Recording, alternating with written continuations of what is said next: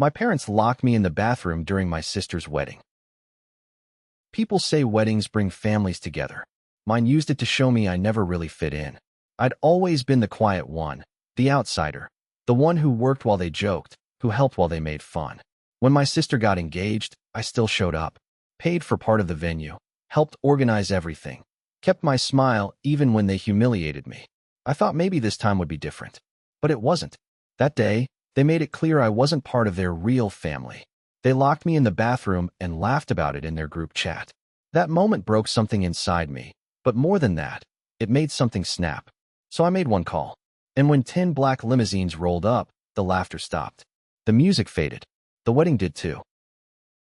I remember sitting at the edge of the living room, a plastic cup half full of soda sweating in my hand, while everyone else crowded around the kitchen table. It was my birthday, but it might as well have been any other day. The cake was there, candles flickering, but I was off to the side, a ghost in my own family's life. They talked over each other, laughing so loud the walls seemed to shake, and I sat there, invisible. They'd invited me to every photo, but never in the frame. Like someone said, "Hey, get over here," but not really meaning it.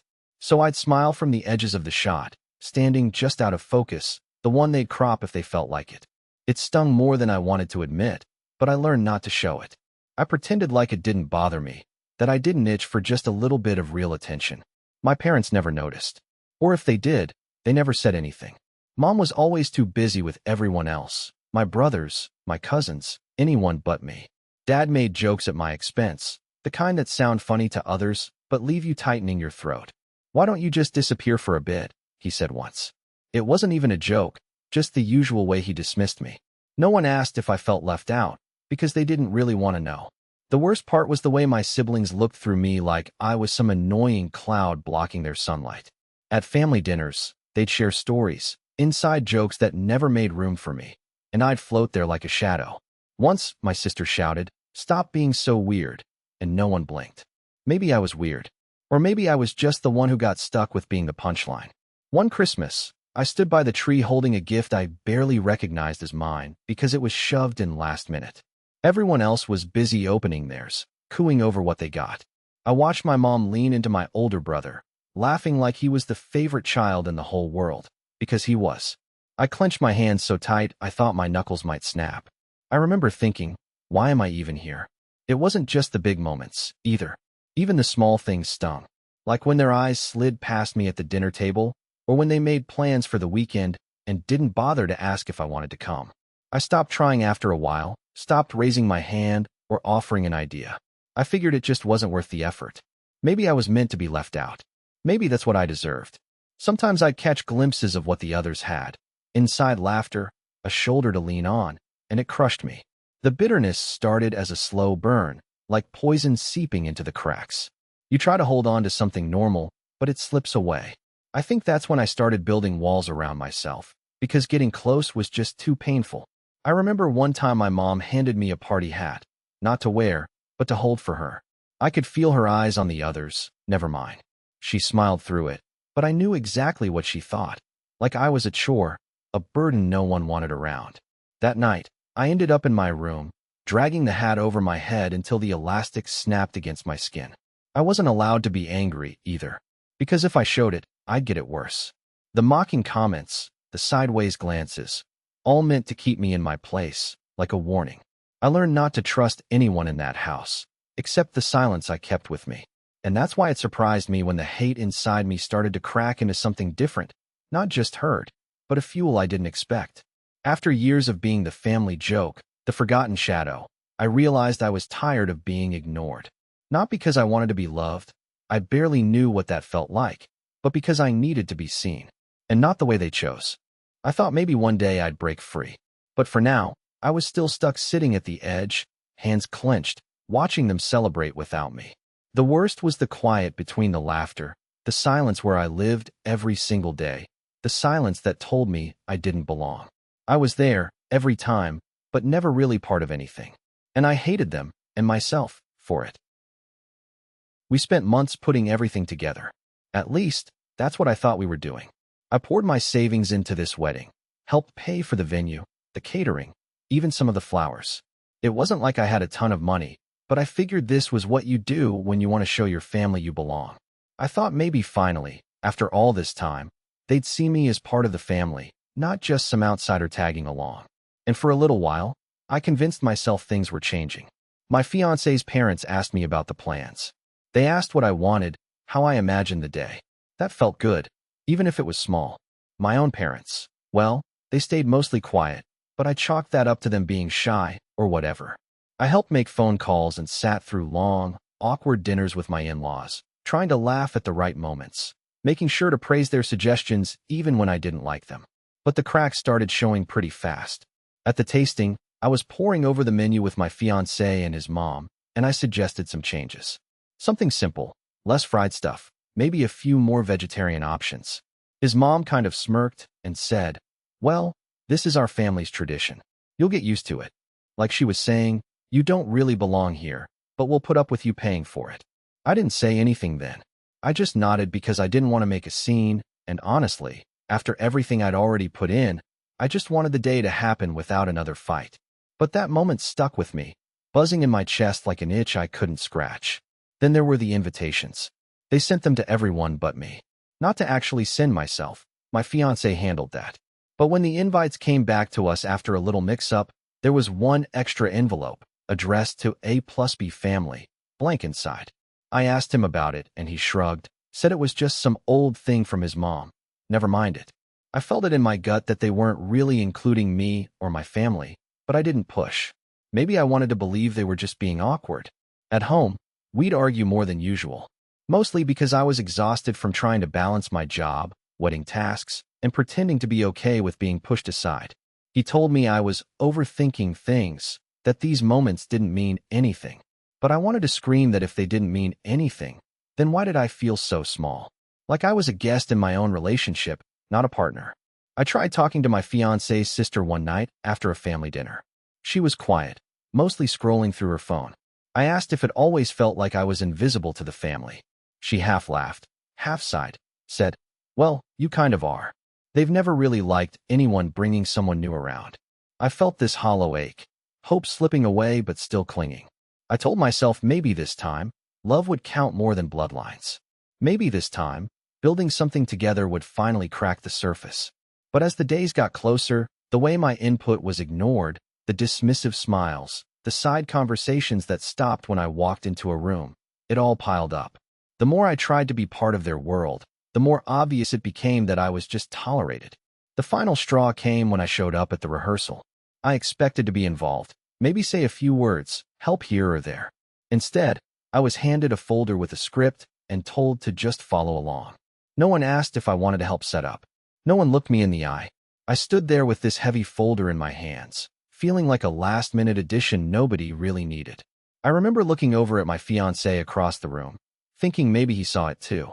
But he was smiling, chatting easily with his parents, like all this was fine, like it was what we both wanted. Maybe it wasn't. The night ended with a toast that barely mentioned me. My heart was pounding, but I laughed with the rest of them, teeth clenched tight. Deep down, I knew I wasn't just being excluded. I was being erased. And in that moment, I realized love might not be enough. Not if the people who mattered to him would never accept me as anything more than a stranger. The morning started like any other, except for the weight in my chest that wouldn't lift.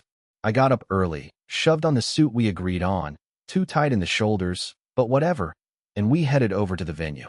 The place was buzzing, people rushing around with last-minute details, and me, I was supposed to be part of the team, helping set up. I tried to keep my head down, do what I was told.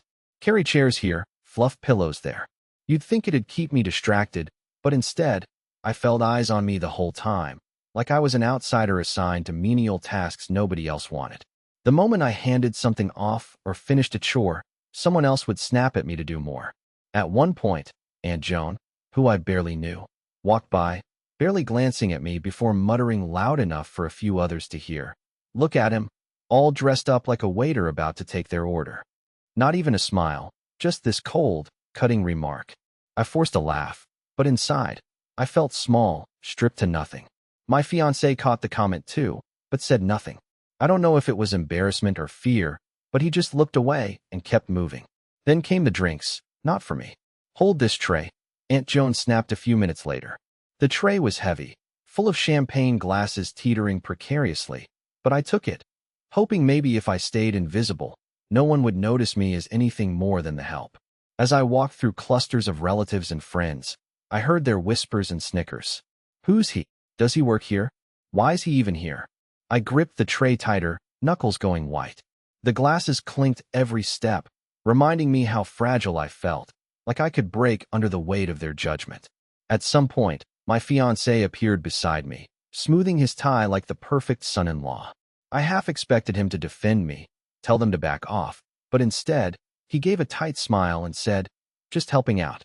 Like that was supposed to explain everything and make it okay. But it wasn't okay. Not at all. Every word left unspoken.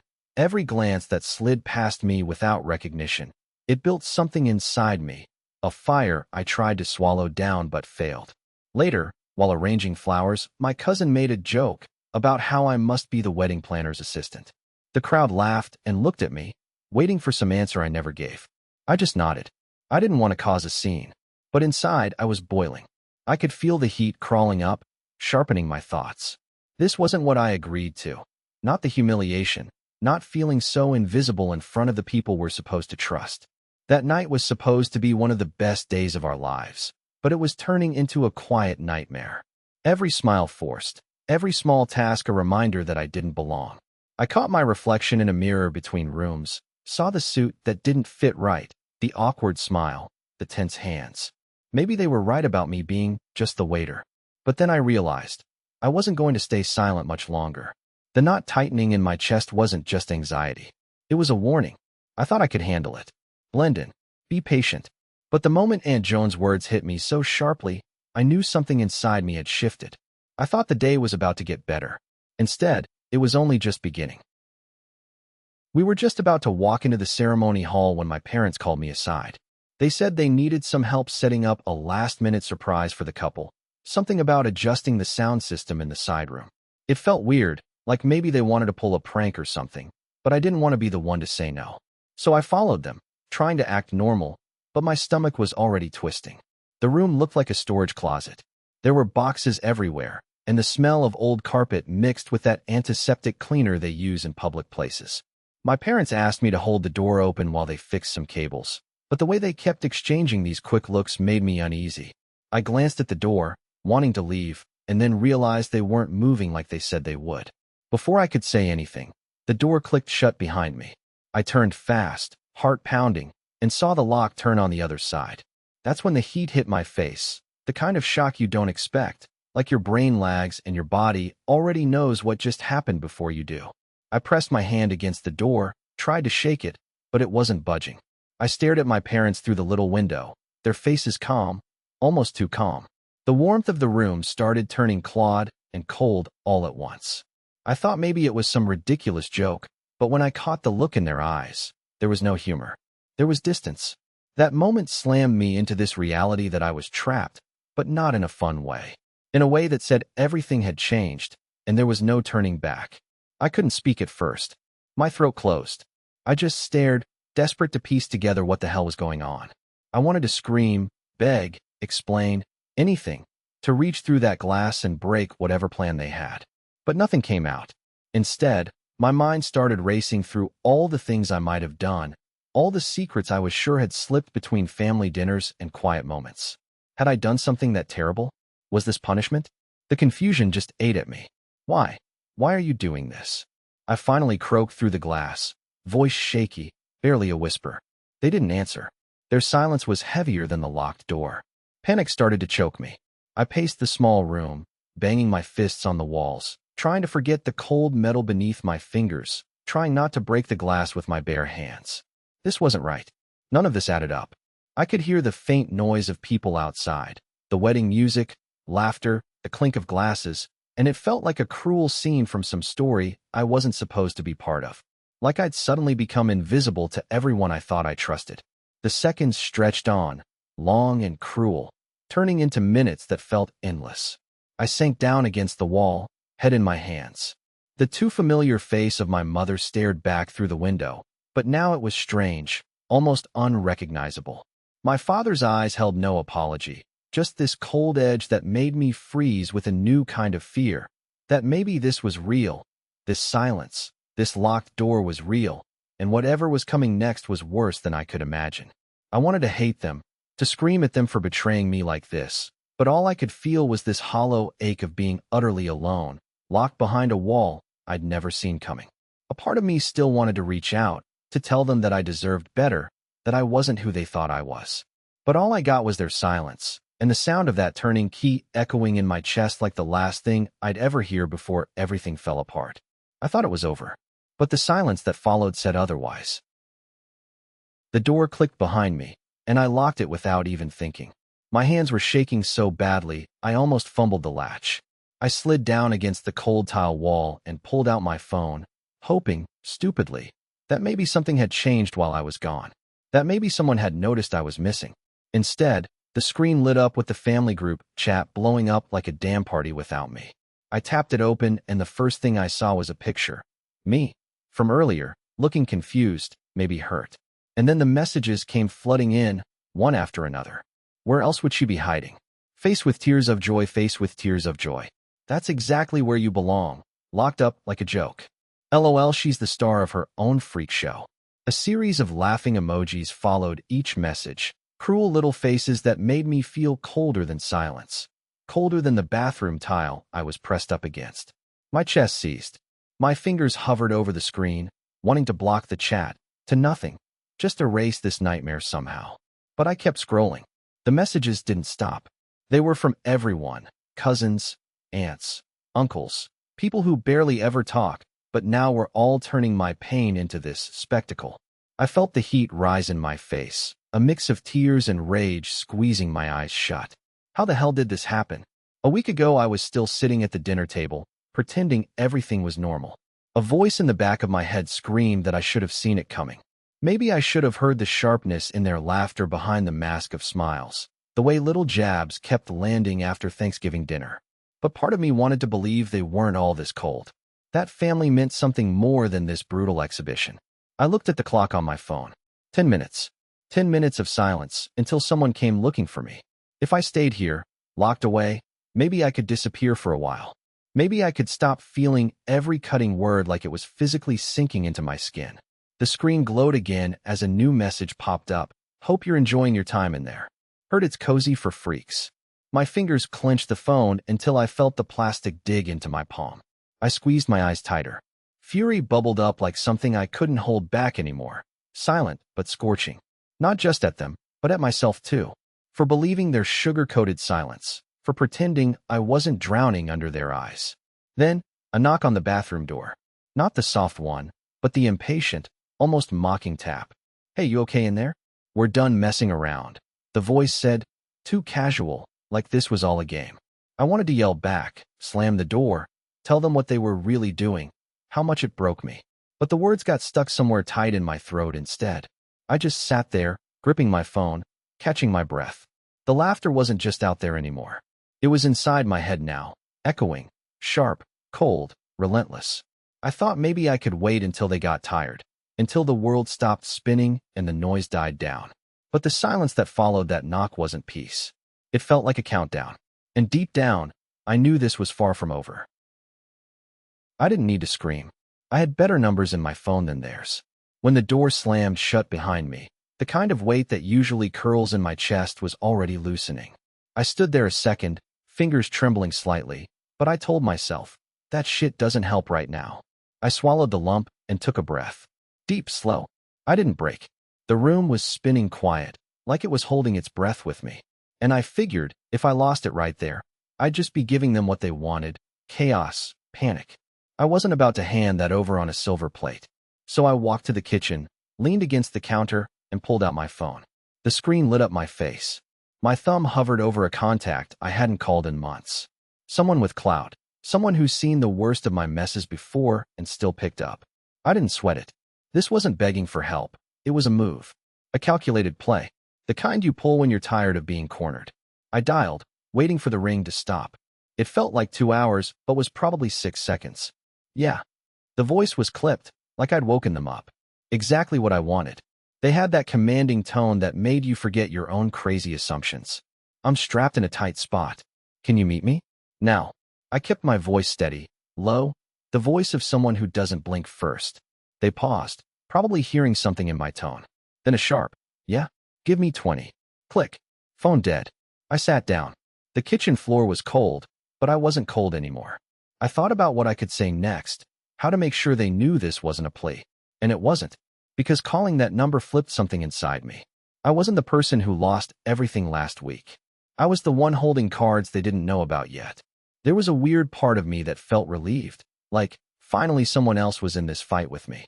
Not some random stranger or the police, but someone who could actually move the board. Someone who understood power and how to use it without getting their hands dirty. My heart was still beating, louder than I wanted, and I heard it with every reason not to trust myself. But I forced the rhythm down, matching the slow pulse in my neck, the way the room, still spinning, felt just a little more steady. I didn't let my eyes drift to the cracked window, to the mess left behind like evidence of the chaos that had swallowed me whole. I wasn't the same scared person who'd collapsed hours ago. I was someone who could turn this around, who could make those calls, set the stakes, and decide where it all went from here. I caught my reflection in the glass, kind of smudged and bruised looking. The look said, not fucked up, not done, not broken, just waiting. The doorbell rang. Sharp. Too soon. I didn't jump this time. I stood, went to the door, and opened it as calm as a Tuesday morning. The guy from the phone was there, standing like he belonged, like he'd been waiting for this exact moment to slide into my mess and clean it up. And just like that, the night tasted different. Not empty, not lost, but loaded. Ready. I wanted to say something clever, something that would seal this new alliance, but I didn't. I just nodded and stepped aside. Tonight wasn't about screaming anymore. Tonight, it was about making them hear the quiet before the storm.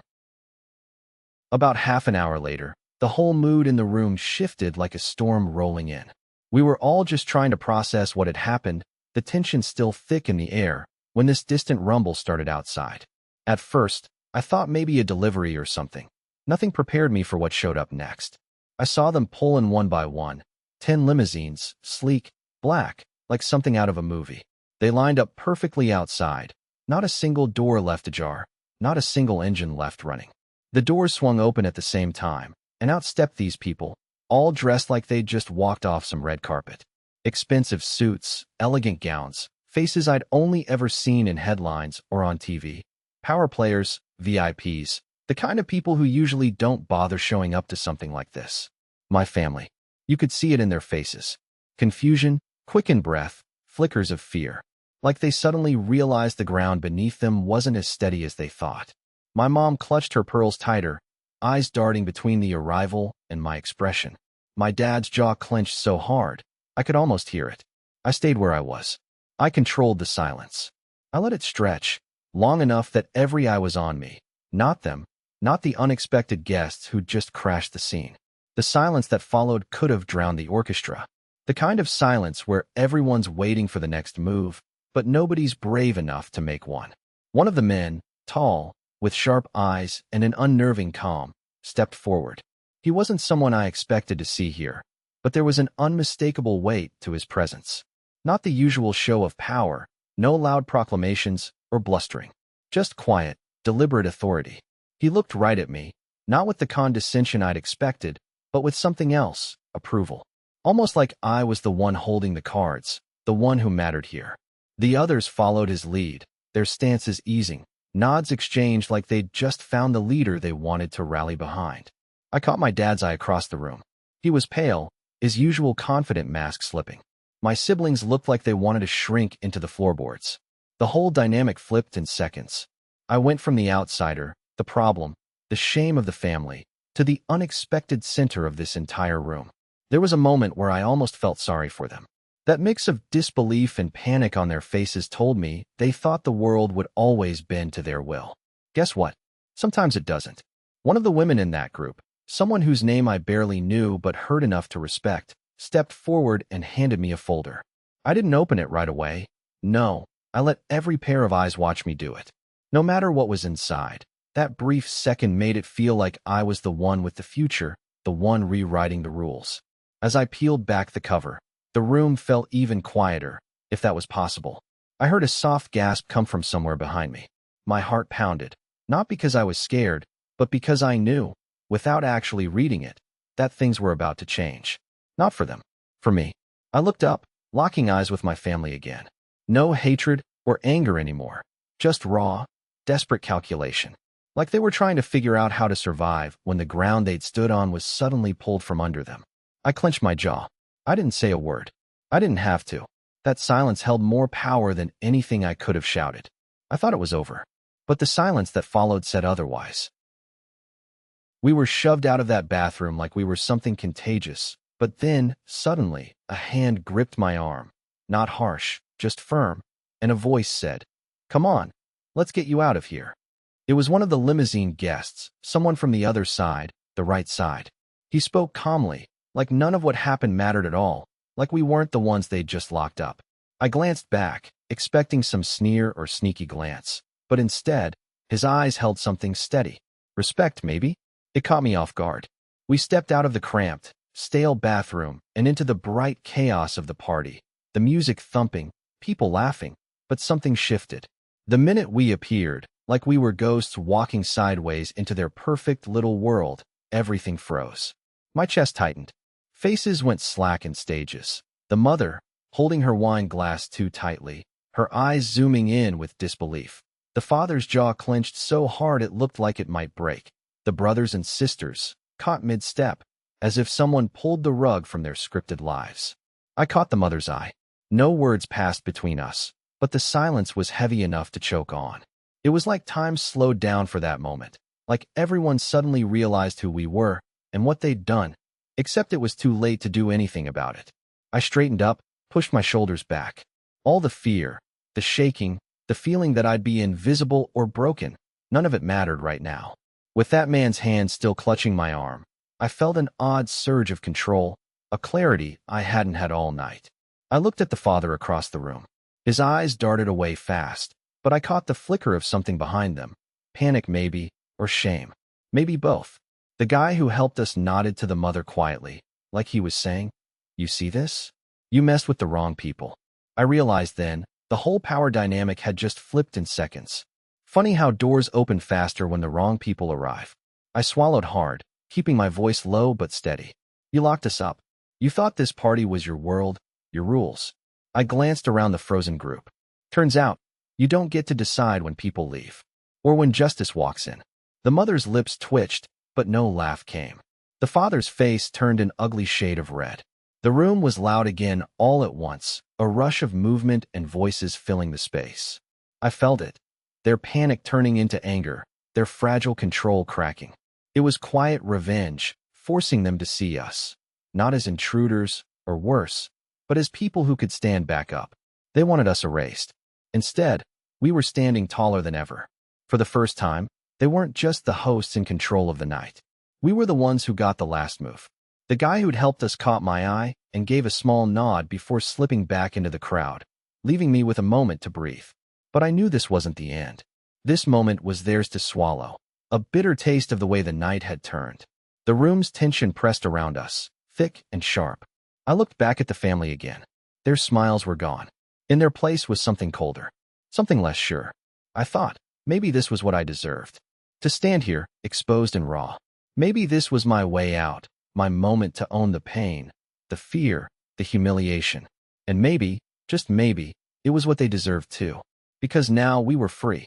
But I could feel it in my bones. This night wasn't over. Not by a long shot. When my parents finally stormed into the room, their faces were a mess of confusion and fury. They slammed the door behind them, the sound echoing off the cold walls like the start of a battle. My mom's voice hit first, sharp and demanding. "What the hell is going on here? Why are all these people in our home?" I didn't flinch. I looked at them straight in the eyes, the weight of years folding inside me like a heavy coat I was tired of carrying. "They're not just guests," I said finally, voice steady but low enough that it cut deep. "These people, they're investors, journalists, lawyers. Everyone here has a stake in what happens next." I could see their faces twist, trying to connect dots that weren't obvious. I wanted them to understand before I said the words that would burn the bridges behind me. My dad's jaw clenched. "Investors? What are you talking about? This is a wedding." "No," I interrupted, stepping forward, feeling a cold sense of release pulse through me. This isn't a wedding anymore. Not for me. Not today. The room was thick with a silence, so heavy I could taste it on my tongue. I saw my mom blinking hard, trying to keep her composure. You wanted attention. Congratulations, the whole city's watching now. Those words hit harder than I expected. Part of me had rehearsed them 1,000 times, but spoken out loud, they sounded like a challenge I never wanted to issue. I met their eyes again, trying to scan for some sign that they cared beyond their own pride. They didn't. Not yet. You have to understand, this moment wasn't just about me standing up to my parents. It was about all the humiliations, the whispered criticisms behind my back, the endless pressure to be perfect, to be who they wanted, not who I was. Tonight I flipped the script. I let them see that I had something to fight back with, something they never expected: control. My mom's voice cracked. You can't do this. We invited people to celebrate our family, not to play some kind of game. But it wasn't a game for me. It was years of being stuck under their expectations, of being silenced whenever I pushed back. Now, the scales tipped. A sharp laugh escaped me, bitter but freeing. It wasn't your celebration long ago. It's all on me now. I pointed toward the cluster of unfamiliar faces they barely recognized, watching quietly. They're here to expose how little you really cared about me or this family's picture-perfect story. These people? They're not just here to observe. They're here to make sure the wrongs stop. My dad shook his head, a flicker of something close to fear, or maybe shock, crossing his eyes. You're siding with them against your own family? I shrugged, but that motion carried the weight of years of resentment. I'm siding with myself. I'm done pretending.